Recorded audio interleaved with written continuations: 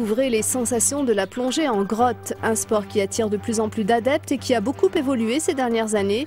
Dans le Jura, c'est une grotte de 80 mètres de profondeur qui attire les passionnés. 15 personnes pour en faire plonger une seule. C'était il y a 17 ans à la Deuil-Gabé. Allez, c'est parti. Aujourd'hui, pour la même plongée, ils ne sont plus que 3 passionnés, Palou, Thierry et Daniel en tête, qui va parcourir plus de 300 mètres dans une eau à 6 degrés Celsius. Plus léger, plus performant, le matériel de plongée a connu une petite révolution.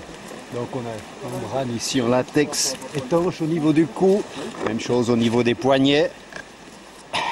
Et le seul endroit où on est en fait mouillé, c'est au niveau de la tête. À l'époque, le plongeur portait 90 kg de bouteilles sur le dos, seulement 25 pour Daniel ce matin. Beaucoup d'électronique au poignet et pourtant une simple corde comme assurance vie.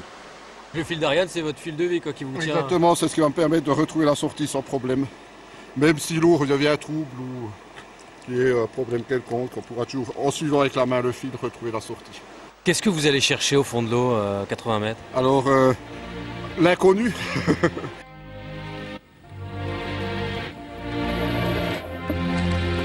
On a les sensations de se promener dans un monde comme en apesanteur. On pourrait dire c'est ce qui se rapproche le plus, je sais pas, d'une sortie dans l'espace, hein, on va dire.